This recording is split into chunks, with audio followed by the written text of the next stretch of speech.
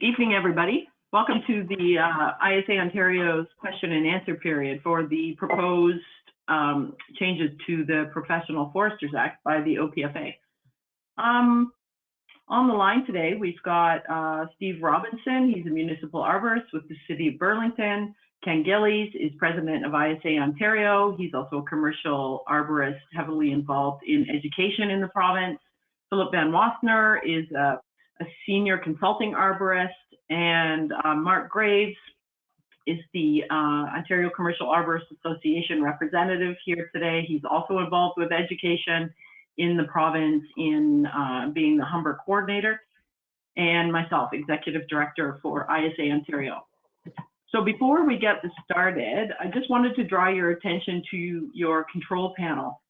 And on your control panel is a handout section, and you can access that through the drop-down menu. And in there, we've got the arborist opinion from our lawyers. There's a couple of letters in case you haven't had an opportunity to access those online, and also a checklist with some links so that you have something to refer to after the webinar is finished. So without further ado, I am going to hand it over to Ken. Well, thank you everybody for attending this information session. It's important to realize that ISA Ontario, International Society of Arboriculture Ontario, is not the industry. We're an organization within the industry. And we're just spearheading this conversation to bring awareness to other arborists that might be concerned, like we are, about proposed changes to the Ontario Professional Foresters Act. Some of our bigger concerns with this was in 2000, the Ontario Professional Forest Association added in urban forest to their act. And under that, really, when you're talking about urban forest, it includes a whole host of things, but within that is shade trees. And that's one of our bigger concerns. The other concern is the removal or the proposed removal of unregulated professions. And certified arborists would fall under that. If they remove the certified arborist from their exemptions, that leaves us vulnerable as an industry to potential lawsuits, loss of jobs. And what's important here is that you have a strong voice for your industry. What are your concerns? And bring them up to the Ontario Professional Forest Association, also the Minister of Natural Resources and Forestry. This is our chance to help shape the image of this and to have our opinion heard.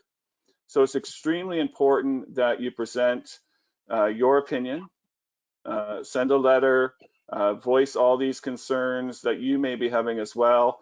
Definitely look through the information we have provided on those drop links. Do your own research.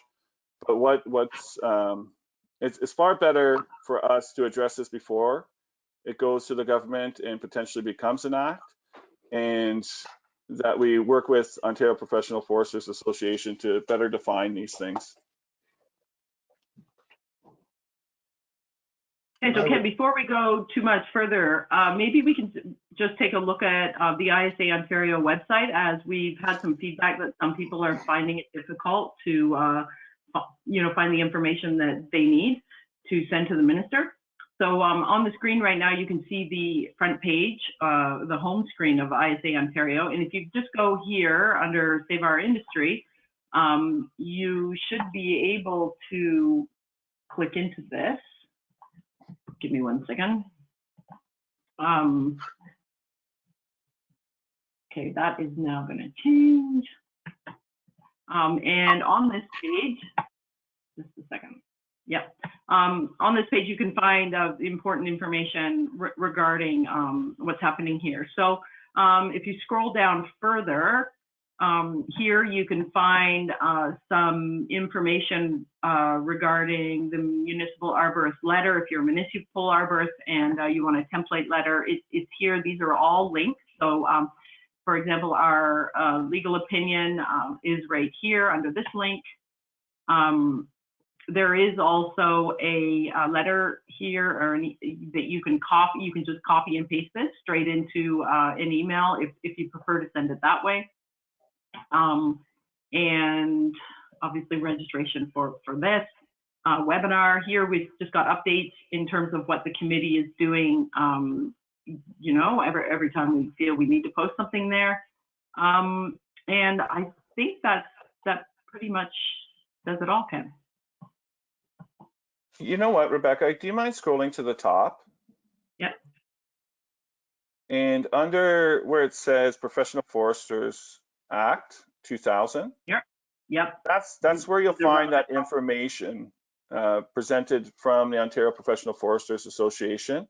So if you scroll down, you'll see they have a question and answer and also information sheet. That's really valuable to you as a concerned arborist about this. That will be tremendous amount of information just via that link. That's kind of your main source there. That and the opinion letter from the lawyer there.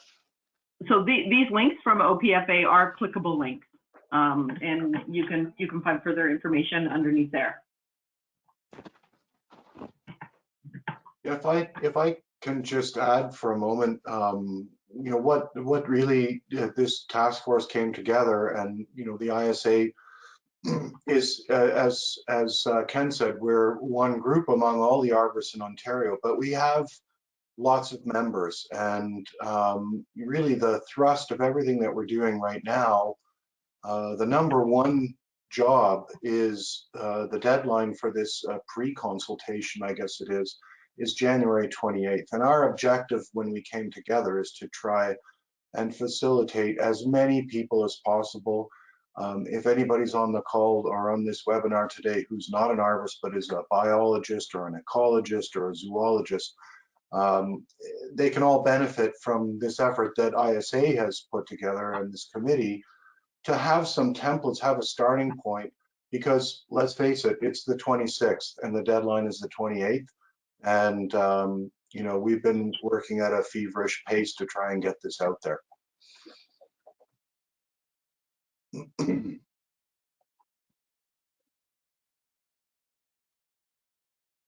So as we continue, please enter any questions in the chat. We have 2 people monitoring those questions or concerns you may have, and we'd be more than happy to give you our version of the answer anyway, as best we can.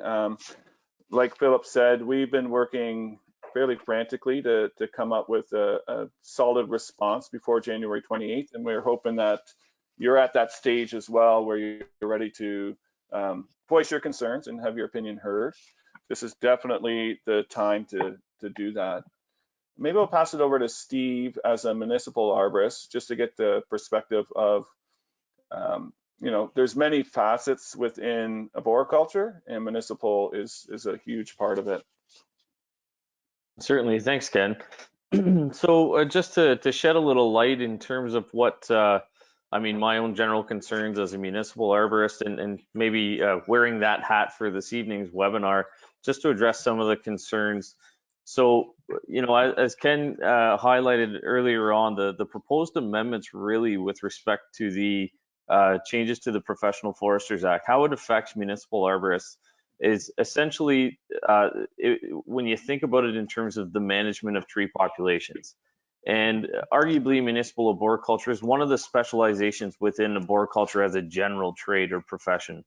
And within that context, we manage tree populations very similarly to an RPF, but we've developed that specialization over time.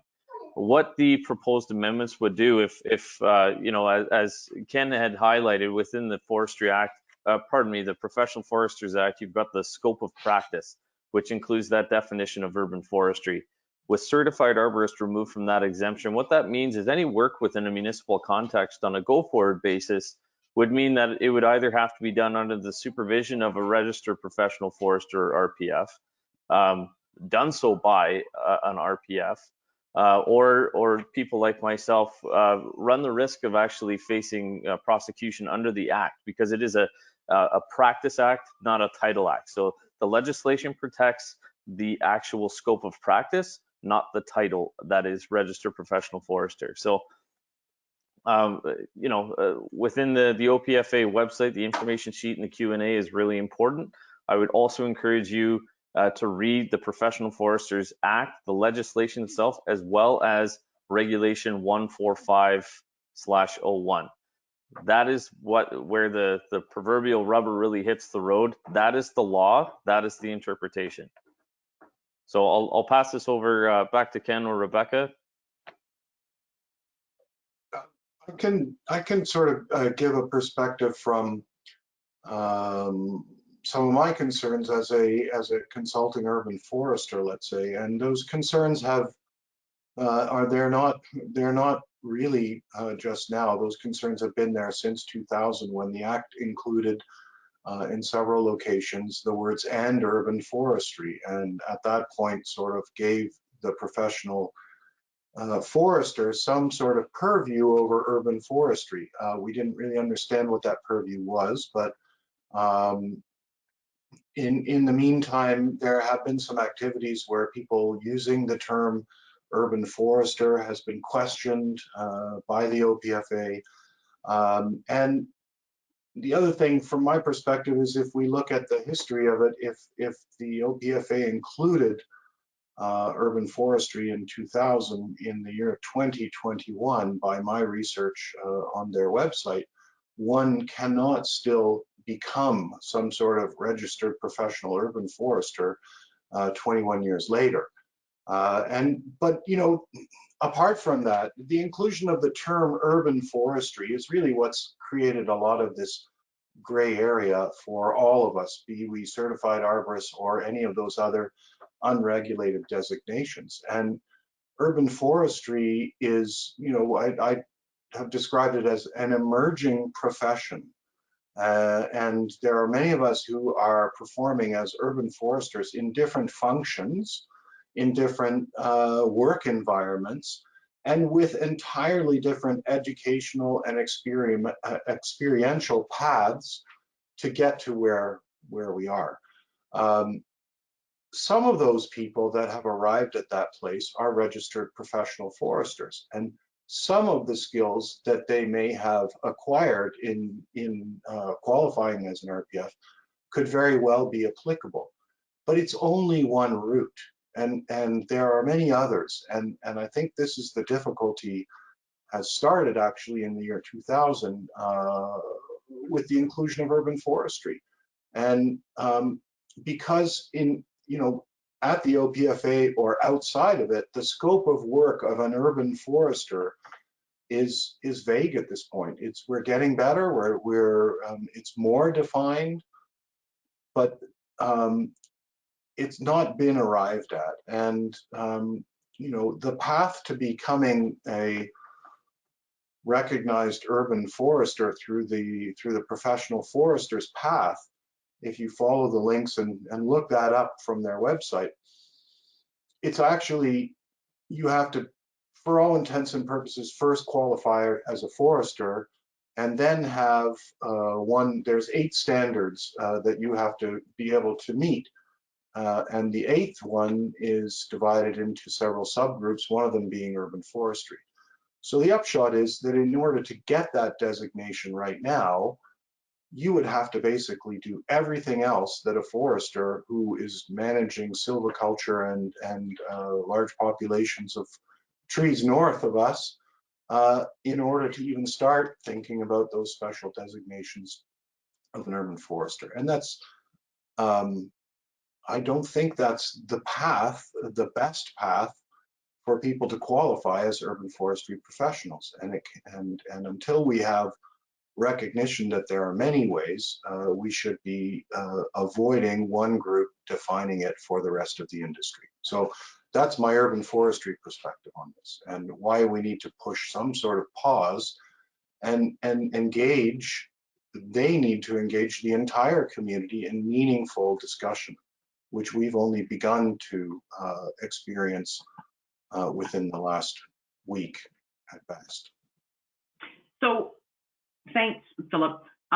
We've got some questions from the member or from people online as to how far along we are in this consultation process. And I can speak to that in that I spoke with our lawyer today, and he has been in touch with the senior analyst at the Ministry of Natural Resources and Forestry, and they have informed us that we are in the pre-consultation phase of this change, and the OPFA followed up today with a letter saying that indeed this is the pre-consultation phase. So what that means is it closes on the 28th. The review process would then fall into a period of I believe it's until the middle of February, so 2 weeks, where OPFA will collate the information, send it all to the the Ministry of Natural Resources and Forestry with their recommendations in how they feel the act should change. You know, we feel happier about that because at that point, the minister would then enter into a 45-day public consultation period where we will be able to propose any changes, or we will have we'll be able to reflect on what those changes as proposed by OPFA will be.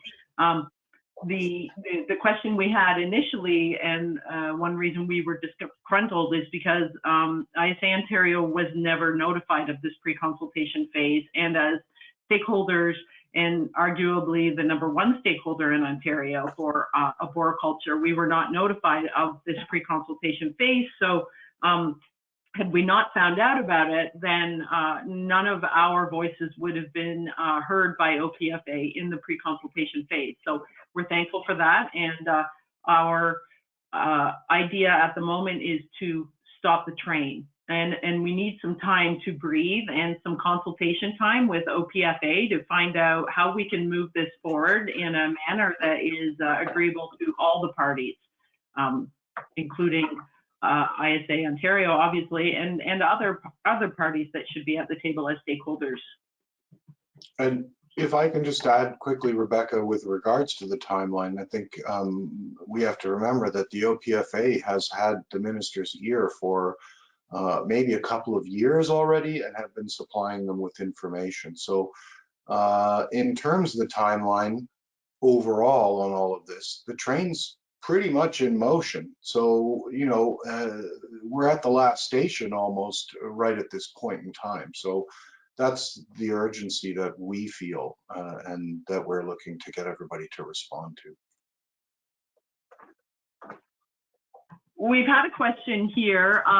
If the proposed changes were to be enacted and the arborist exemption was removed, who would be responsible for enforcing the rule regarding having OPFA present during the tree work? It would be, just to clarify, a registered professional forester who would need to be present during the tree work, according to the OPFA Act, or the Professional Foresters Act as it stands now.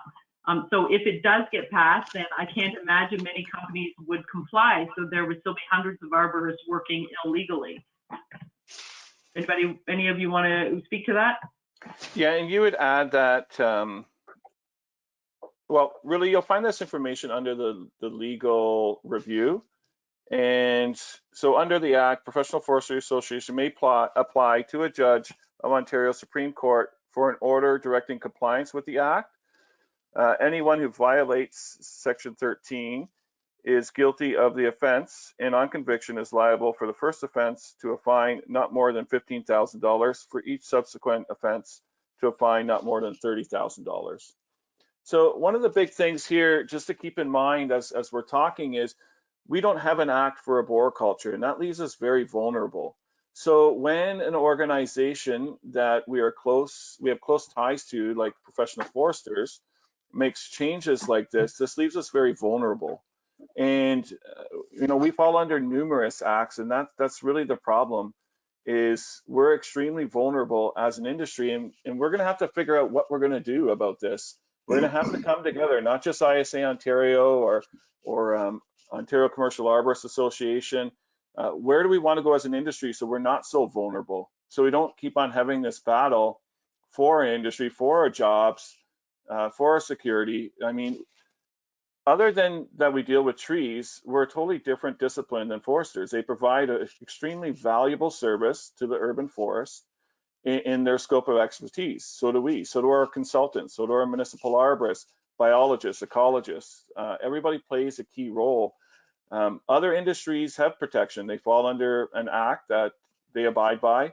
We don't. We fall under others, and this leaves us in a tricky situation.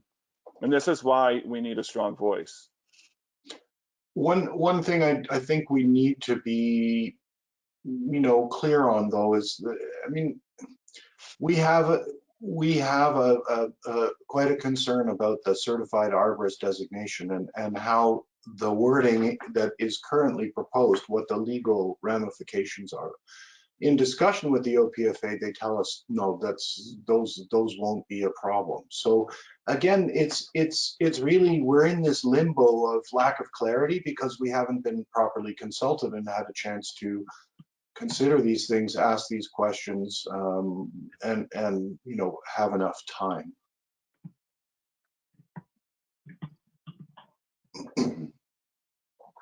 Maybe we'll pass it over to Mark Graves just to get an opinion from Ontario Commercial Arborists Association or maybe Humber College. So with regards to the Commercial Arborists Association, I guess our biggest concerns is how could the proposed act, if it were passed through legislation, how could it affect the day-to-day dealings of all commercial arborists? So within the commercial arboriculture sector, we've got ground workers, we've got climate arborists, we've got business owners, we've got consultants. How does that change and act apply to each one of those aspects? Can it be interpreted as far as we've kind of discussed here or presented, where, in reading the interpretation, before going out and performing tree work of more than one tree on a property, will we have to get consent from a registered professional forester? In some aspects, that may not be the intent of the way it's written, but when you look at interpretations that can be construed from the way it's written, it could be as serious as that in the future, even though that may not be the current intent.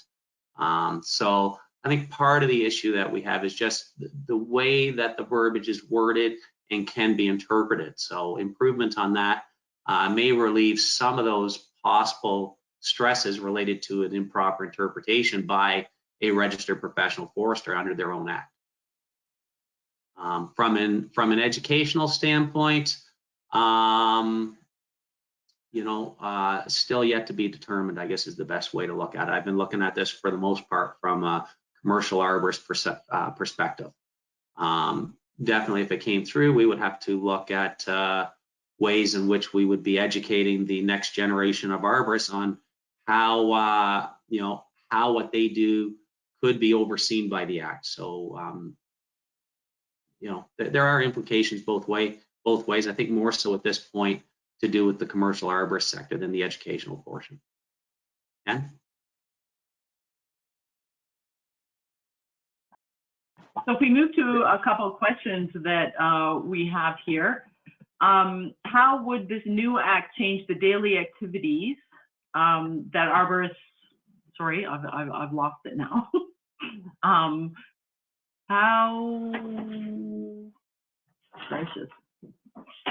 How would this new act change daily activities as a private arboriculture company in residential tree care, for example? Yeah, I think that's the problem is there's a lot of unknown because we don't know the proposed changes to the legislation. It's loosely worded. It's loosely worded for a reason on their end because they state that the ministry requested that they loosely word it because Ontario Professional Forestry Association doesn't change the act. That's the government. They just put forth recommendations. So it's this big unknown. And that is why it's so important that within that big unknown, because you don't know what you don't know, right? So the minister doesn't know what they don't know. They might not know arboriculture that well, or maybe they do. I'm not leaving it to chance. We want to have a strong opinion so that they say, oh, well, you know, there's 10,000 practicing arborists that this might affect their job. So have your voice that says, you know, I still want to be able to do what I'm doing. And they won't know that unless you tell them that, unless we send that message forward. So we don't know. And that's the problem. If we knew, we could, you know, probably rest a little bit easier and not have, you know, be up till 3 in the morning and waking up at 5 in the morning for the last 2 weeks, but we don't know.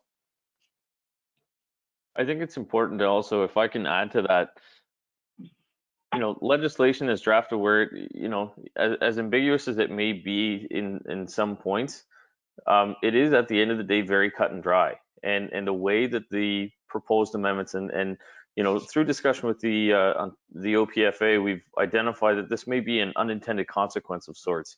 But at the end of the day, the way that the legislation has been written or is currently being proposed, basically the minute that with a certified arborist being excluded from the act, anytime that you do work on a tree, more than a single tree, now you're into the scope of practice of a registered professional forester or RPF. And it's also important to note that not only are you delving into that world of an RPF, you cannot use that designation of an RPF. It's the title and the practice. So, but I don't think we're too worried at this stage of the game about people using a title, because I think not many arborists are likely going to call themselves a registered professional forester. So that's less the issue. It's more about practice. And, you know, again, everything is loose. So they said, you know, if the interpretation is if you work on one tree, it's okay. If you work on many, it's not. Well, arborists work on one tree at a time. So we could just go from one tree to the next and we wouldn't be undertaking forestry potentially. So I think this is, again, you know, we don't know the specific answers. We have some interpretations of what the act says. And as Steve mentioned, it could have unintended consequences. And we just have to assure that as best we can, that the language changes so that those consequences fall away. And if we can't make those changes, then we would be clear that those consequences were actually intended, and then we have a bigger problem on our hands. Yeah, so we have spoken to OPFA. We've got a few questions from people coming in as, you know, have we spoken to OPFA about maybe redefining urban forestry within the Act and dropping shade tree, you know, these kind of questions. We have spoken to OPFA about how we can move forward with those sorts of things, whether it would be a redefinition of urban forestry, whether it would be dropping urban forestry from the Act altogether. Ontario is the only provincial legislation that mentions urban forestry in their Act. So, you know, we don't know yet what the possibilities are there. Your task force members are certainly informed on all that, all those options available to us, and possibly that would be something that we may push for. We don't know. And when it comes to defining urban forestry and how that's going to move forward, there's a much broader stakeholder group that would have to be considered. Of course, the ISA would be, you know, speaks for our component and contribution to that. But you know, it just, and that's evident in them including all these other unregulated disciplines like biology, botany, zoology, ecology, etc. So it's I would say that yes, you know, I mean, as I said earlier, the inclusion of urban forestry in the first place created this gray zone, and I think we, you know, this may be the good opportunity to try and clear that up. If they're going to make changes to the Act, then if we can make it abundantly clear that that inclusion created more problems than it solved, then perhaps that voice will be heard. We have a question that's come in specifically for Steve. Given that ecologists and arborists support a multitude of types of municipal projects that require tree work, for example, certified arborists conducting a tree inventory, are there concerns that a shortage of RPS would cause project delays and additional project costs? That's a really great question, and one that I personally have raised to the MNRF. I am truly concerned about, let's play this out, that this proposed legislation gets passed. That means that somebody in my position, so I'm a manager of an urban forest, so I would be forced to comply. So I'd either have to become regulated, or my own city would have to hire an RPF to manage myself and my team. Any additional work that I would get. So I mean, just as an example, and we are a relatively small municipality, but any program with regard to pest management, tree planting, risk management, tree inventory, all of that would fall under the realm of the supervision of a registered professional forester. And by that number, I mean, just considering lower tier municipalities alone, you're talking hundreds of RPFs, and there's not going to be enough capacity. So I've got some significant issues. And then what it does do to people like me and other municipal arborists and urban foresters out there is that it puts us into a really sticky situation, because we also have authority and responsibility under the Municipal Act with respect to anything from canopy policies to bylaw administration. Without us being able to rely on a registered professional forester to provide that level of professional expertise, we're going to have to do it ourselves, and now we run the risk of breaking the law. So you can guess that there's some pretty significant concerns from a municipality's perspective.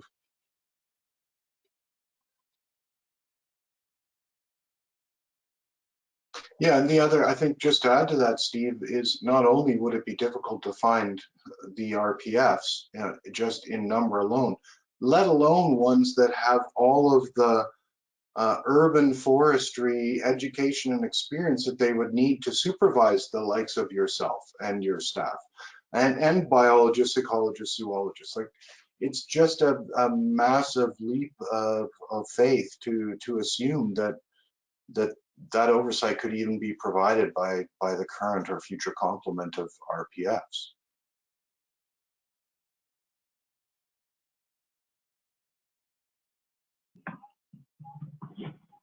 So another question that a lot of people are asking is, why now? Why is the OPFA proposing these changes now? And that is something that we don't have any clarity on. I think that this is something that has been in the works for quite some time at OPFA. There has been no indication that that now is a particular time that's been guided by anything other than it's just happening now. I mean, we are in an election year. Who knows? Can any of you guys speak to that? I'll just read right. Oh, go ahead, Mark. Go for it. Okay. You can. Why don't you go ahead and read what you're going to read, Ken, and then I'll chirp in. Sure. This is right under their Q&A section, question and answer. Why are the changes being proposed? The distinction between the roles and responsibility of a professional forester and members of other professions, trades, occupations listed in Section 4 of the regulation is currently unclear.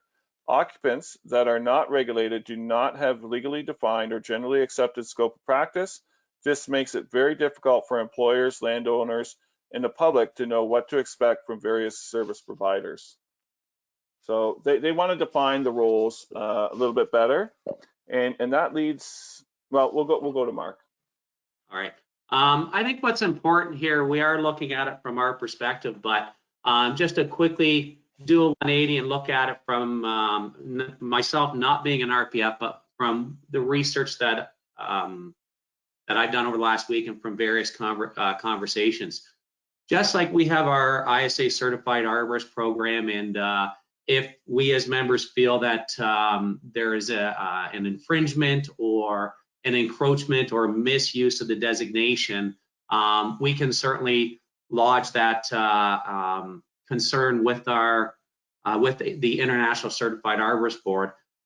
The same thing happens with the RPF designation. They do have a system or mechanism in place where if a registered professional forester feels that somebody is encroaching within the purview of their designation, thereby working outside of a different professional scope of practice, they want the opportunity to be able to maintain the integrity of their designation.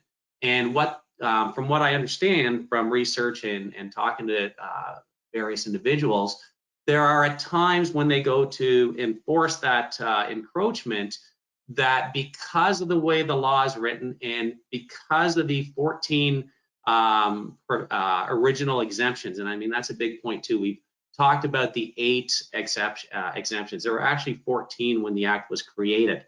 During this discussion, this round of observations, they've rearranged 6 of the designations, and they found that the biggest crossover are these 8 voluntary or unregulated professions, certified arborists being one of them, that seem to have a larger impact on, the interpretation of encroachments. So, that's something we need to be aware of, is as we're worried about them encroaching on our scopes of practices, or have we as certified arborists stepped outside of what we would consider our scope of practice and affected their aspects? So, we would be looking at the same way if we were doing a review of our designation, where are the encroachments and the flaws to allow us to even just enforce the current standard that we want, let alone what can happen with the newest interpretation. So that's part of the, a number of reasons I'm sure why they're examining a different way to verbiage the Act of regulations, is just allowing them to maintain the integrity of the RPF designation that they're trying to uphold and create. So. And that was a thrust of the response from the OPFA when we had the discussion with them, that the Act regulates members of their professional organization. And we don't have any problem with that. We just don't want to be members of their professional organization and be regulated by them.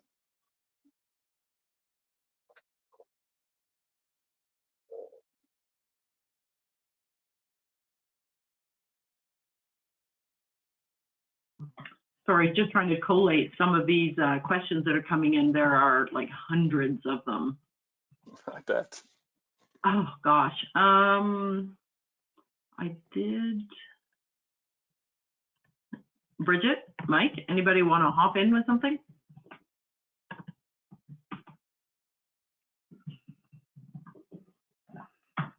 I will say why Rebecca's looking for this. Now that you know where the links are, and again, Rebecca's provided them here, a lot of that information is going to take some reading, it's going to take some research, but it is laid out for you to do some research on your own and come up with your own opinions of this. Sorry, Bridget, go ahead. There was just a question about the difference between Ontario and other provinces, and why this might not be able to happen in the other provinces and why it might here. And I think that might have to do with the wording of the Act itself. I can speak a little bit to that. I'm not. I will confess I'm not conversant with all the different acts and how they apply. But my understanding is that none of the other professional foresters acts include urban forestry, and if they don't include it, then they don't need a list of exclusions.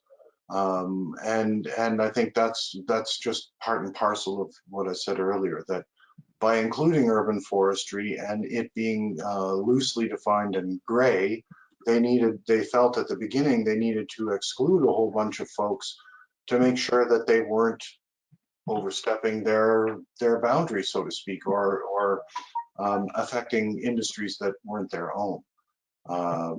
So, you know. So we have just a comment on clearly the lack of consultation between the professional trades is the problem here, and that we would agree with. The OPFA went about their consultation poorly, and what steps is our board considering in order to take the quote higher road and begin a dialogue with OPFA? Well, we have reached out to OPFA and met with them on a Zoom meeting once already. Likely we will have another meeting with them next week. As I think we indicated earlier, we received response today from OPFA that the task force has yet to consider wholly. So we really don't want to speak to that, but certainly that is one of our goals, is to reach out to other organizations, including OPFA, sorry. I think we can all agree that the urban forestry landscape in Ontario is quite fractured, and to have us all working together on these issues is a priority, honestly, for us especially as professional arborists. Anybody else want to speak to that? Yeah, if I can add to that, I also talked to so we're in communication with the Ontario Professional Foresters Association. I spoke to their executive director for an hour today. Again, you don't know what you don't know. It's important that we have a strong voice, especially with municipal arborists. There might not have been that awareness of the risk to job loss and the effect that will have. Same with consulting arborists. So they're looking at it from their perspective, but it's important to have a strong voice, and they do want to work with us. I will say that. Fred, who is their executive director, was very pleasant. They want to work with us, and that's the next step. Like, we need to figure out as an industry where we're going so we're not so vulnerable. And there's a good potential that they could help us with that, but we need to decide that for ourselves.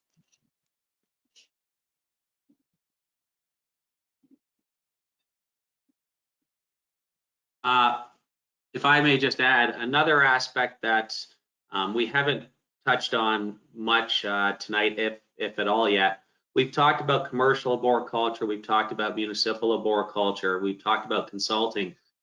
There's also the aspect of utility arboriculture.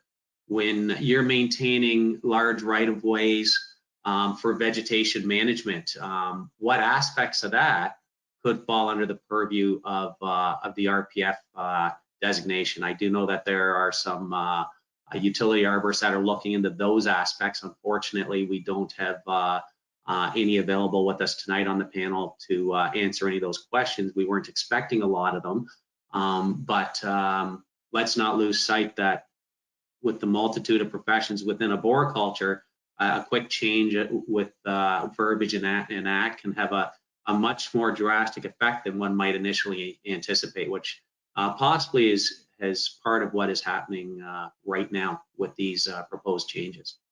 So don't forget about utility arboriculture and how it affects that as well. In fact, we do have Mike Greer on the line.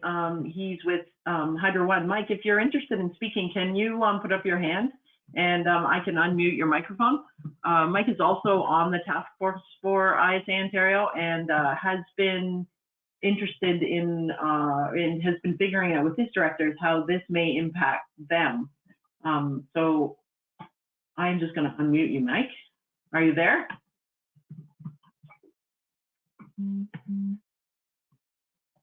Mike? Sorry, are you there, Rebecca? Oh, yeah, we're here. So we have had quite a few questions from utility arborists and how this might impact them, and I'm wondering if you can just give your opinion on that.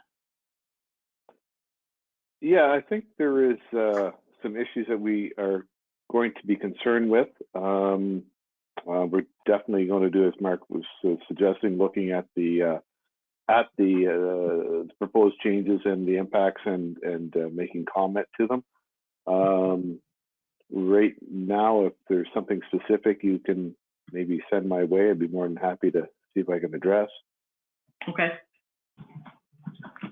Yep, we can do that. Probably not right at this moment, but you know, when it's all is said and done, no problem. Okay.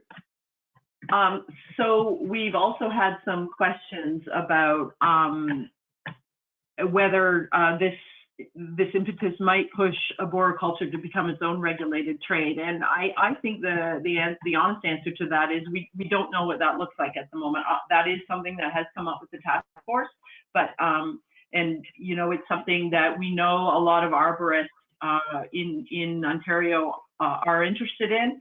We've got 232 of you on the line tonight, and that is a question that will come in the survey afterwards. So if you wouldn't mind answering those questions, but does anybody else want to speak to that?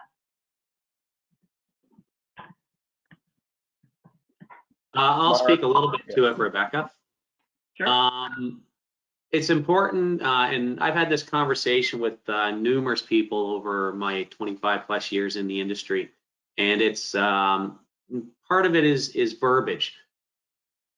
Under the current existing regulation, which is brought in by the Liberal government when the Ontario College of Trades was created, the verbiage with regards to regulation under and the qualified arborist designation, qualified utility arborist designation, they are considered, just like a lot of skilled trades, regulated trades.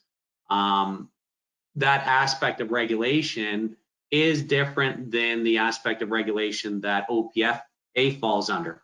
The regulation for a qualified arborist falls under the Apprenticeship Act. Now, about 2.5 years ago, the current existing act, which was which involved the Ontario College of Trades, the government came out and announced a repeal of that act. What's important to note is as the repeal process is undertaken and performed, it doesn't negate the aspect of all of those skilled trades that may be voluntary or restricted becoming all of a sudden non-regulated. There still are the regulations in place, and when the old act is finally brought to a close, there will be a new act that that continues on with that regulation. There may be adjustments to it, no different than what the Ontario Professional Foresters Association and the RPFs are going through today, but it will just happen under that aspect of the Apprenticeship Act. So with the aspect of regulated, we are a regulated trade now. Do we have a registered stamp and signature per se, like the RPFs do or like the landscape architects do? Well, that's a different type of possibly regulation, if you will. For our profession, our biggest discussion is, are we a voluntary trade or a restricted trade? And a restricted trade would provide more impetus on the aspects towards the same perception as regulation. So it's a little wordy the way I've explained it, but we are a regulated trade. We're not a restricted trade. And we're not a trade that's under the province of Ontario where we have a stamp and signature. However, under the ISA certified arborist designation, with that designation, there is what's the word I'm looking for? The signature holds some credibility. When we sign as a qualified arborist, that signature holds some credibility. It's just a different interpretation compared to that of an RPF or a landscape architect. And the way that it's mitigated falls under different rules and regulations. Well, Mark, I think there's a very significant difference between a signature from a certified arborist and a professional stamped forester or landscape architect. I don't think we can make any kind of equivalencies there. I'm not trying to make any equivalencies. I'm just kind of stating the process. So if it came across that way, my apologies. Each designation holds some merit. I think the underlying difference, and this is where the OPFA is approaching this from, is that if you are if you're a member of the OPFA, you need to abide by the Act. And if you don't abide by the Act, someone can register a professional complaint against your non-compliant behavior and have that examined. And in the current state of arboriculture, certainly in Canada and in Ontario, there is no designation that one can hold that one is truly accountable for which a complaint can be registered against you and something can happen with that. They are voluntary designations, and although there is a code of ethics that is meant to be adhered to, they're not enforceable, and that is where the OPFA is coming from, and that's where you know, I would imagine they're appear to be experiencing scenarios where someone in those unregulated fields is behaving badly and they can't do anything about it. And by having these things change, then there may be that avenue. That's being couched in you know, serving the public good and you know, making sure that when people hire someone that they're professional, and that's how it's being couched as. I'm not sure that's you know, entirely true, because the consumer needs to recognize what they're hiring, and if they're unaware, it's, you know, there's an old saying, it's called buyers beware, and there is an obligation for the person who asks for the services to understand, you know, what they might be able to get. But I think it's really in the space of when someone practices in an area that they shouldn't be, that there's no apparent penalty for that, and that's where I perceive the OPFA is coming at with this whole process. Can I just take a minute and launch a couple of polls here? If you cannot see the poll when it comes up, try minimizing your screen. It could have popped up underneath. So let's go with this one first. Can everybody see that? There. Yeah, it popped up. Do you feel that arboriculture should be a restricted trade within Ontario? So if we'll just take a couple seconds if you can answer that.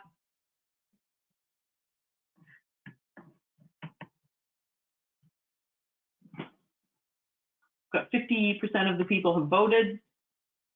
So let's wait till that gets to about 75, 80%. Almost there. Okay, so I am going to close that poll now. And we have, there's 60% of you on the call today feel that yes, arboriculture should be a restricted trade within Ontario. 29% not sure, with 11% saying no. So the next question, do you feel that arboriculture should be regulated under the, not necessarily, we've got Ontario Professional Foresters Association here, but the OPF, the Act, the Ontario Professional Foresters Act.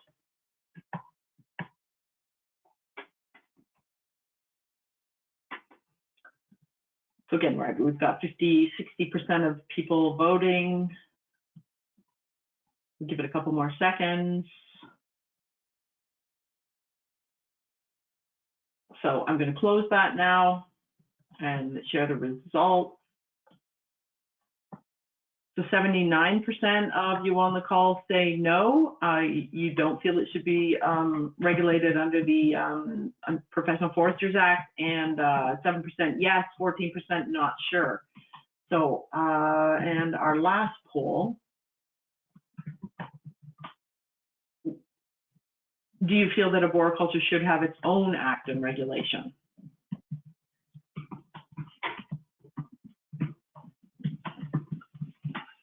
Give you a couple more seconds for that.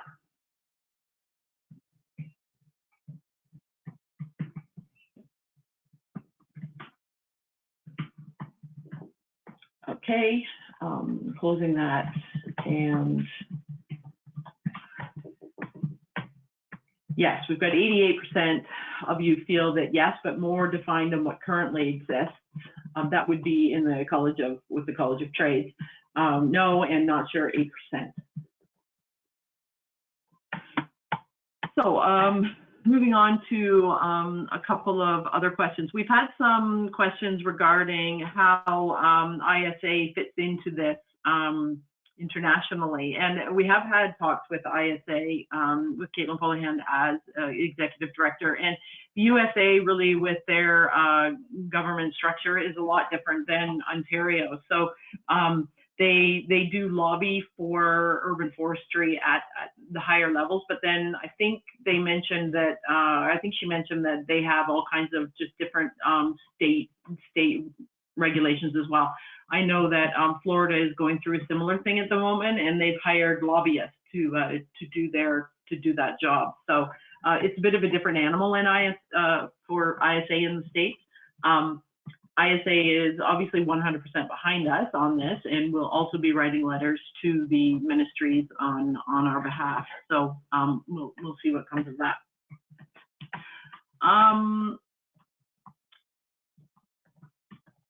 As a municipal arborist, I think we may have answered this one. Would you be at risk of losing jobs or just having to hire a professional forester to oversee the whole operation and forestry department? So yes, Steve, I think you've spoken to that already, that we would probably need to hire somebody for liability reasons. Yep. Yep. Okay.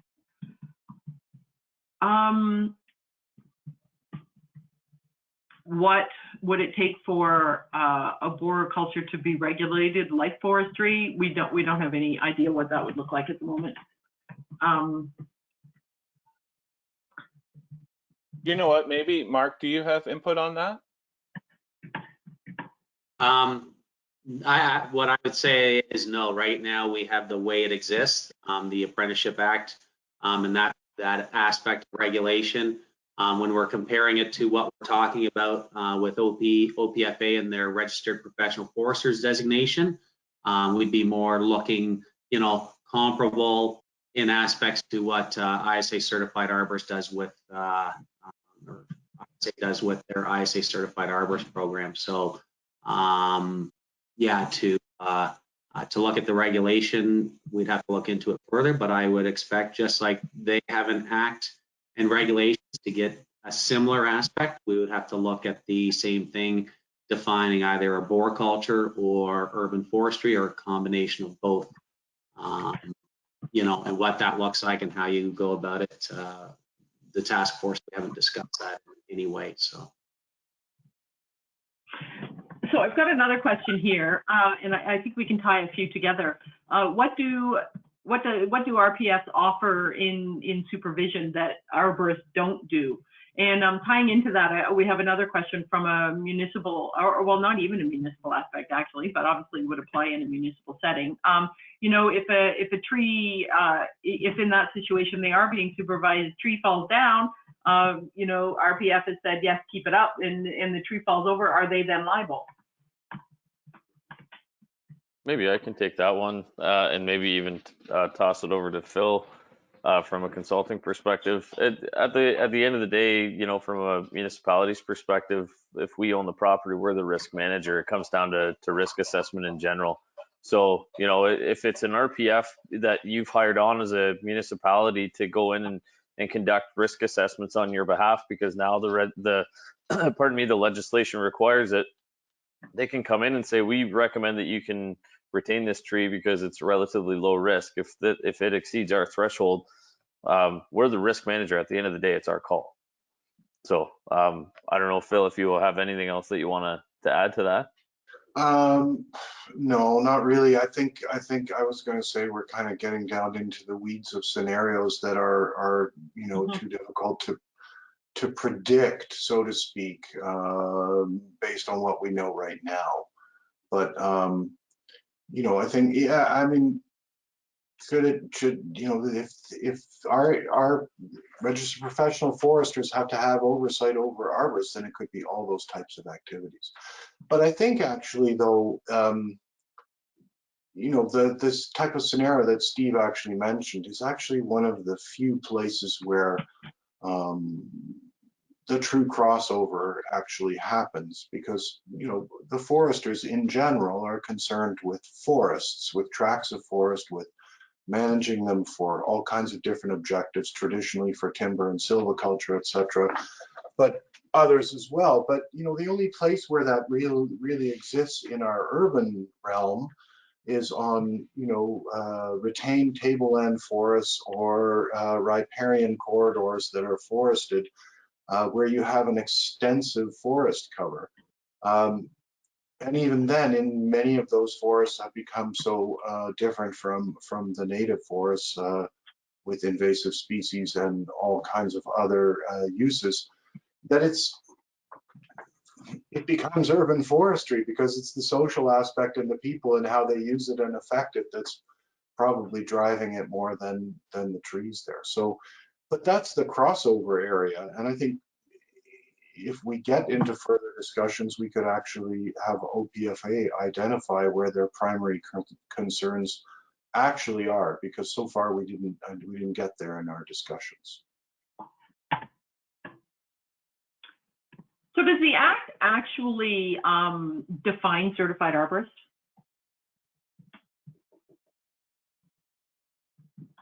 I couldn't find it anywhere. It's defined within the regulations. So 145 listed under, I think it's section 3 or 4 of the regs. That's where the exemption comes in, but it's not listed within the Act itself. But it's listed, not defined, though, is it?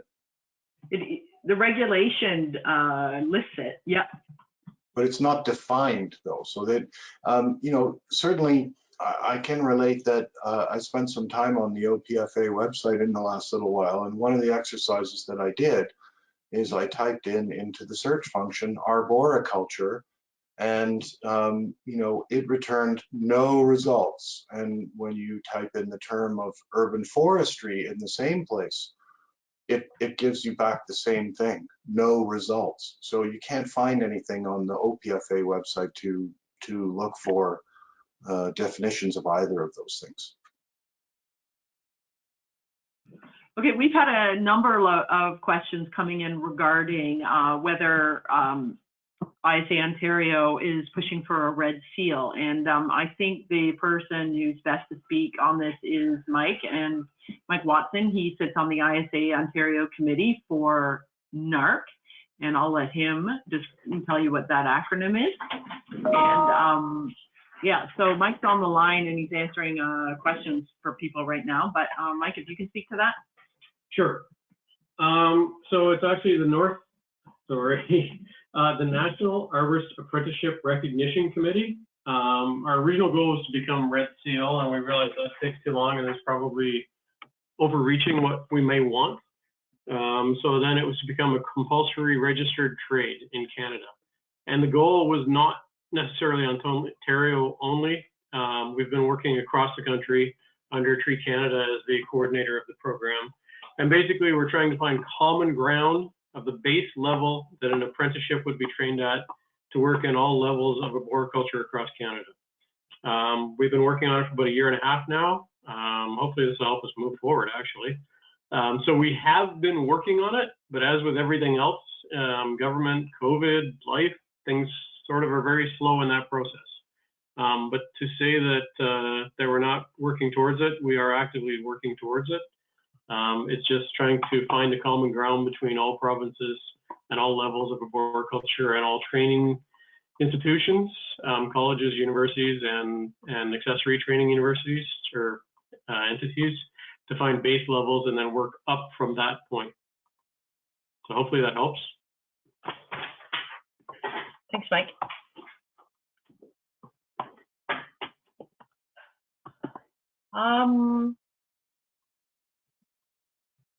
How will these changes affect private land arboriculture? We've had a number of questions coming in about, well, this is going to affect obviously municipalities, but how is this actually going to affect trees on private property? So if a person, Philip's already spoken to, I think there's a lot of, you know, hypothesis that goes into what might happen and how this might happen. And truthfully, we don't know the answers to those things. But can any of you speak to trees on private property?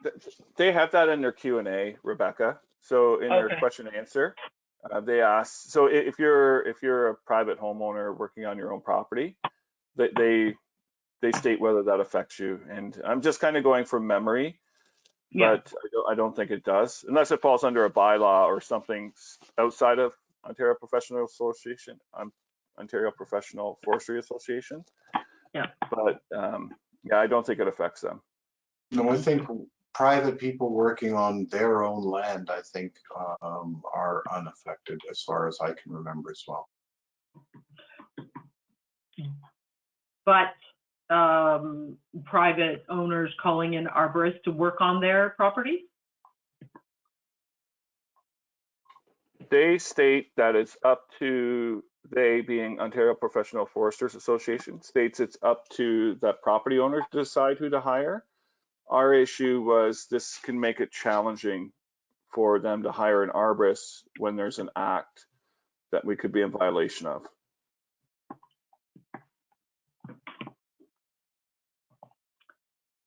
Right. I mean,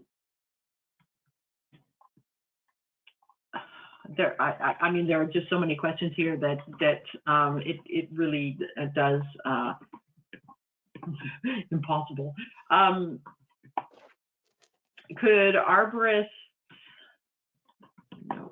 What is Humber and other colleges doing to support NARC? Do we have any idea about that?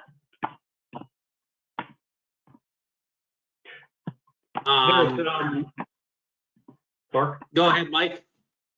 Actually, the committee is made up of most government committees of a varied background of knowledge and skills and industry positions. So there's actually 2 colleges that are members on the NARC committee. So involved in the process. Mark, Yeah. did you want to speak with that? To that?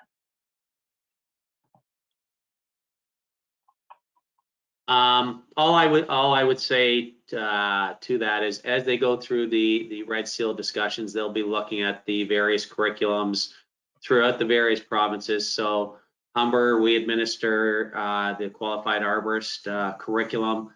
Sioux College, they do the qualified arborist curriculum right now. So as NARC is going through its process, it will examine not only the Ontario curriculums, but the curriculums of other provinces. And as they work through the process, if they need clarification, they'll contact, either the trade boards, if there are trade boards in the new act, or they might contact the colleges as required. So it's more of an indirect aspect than direct, because the information is already there.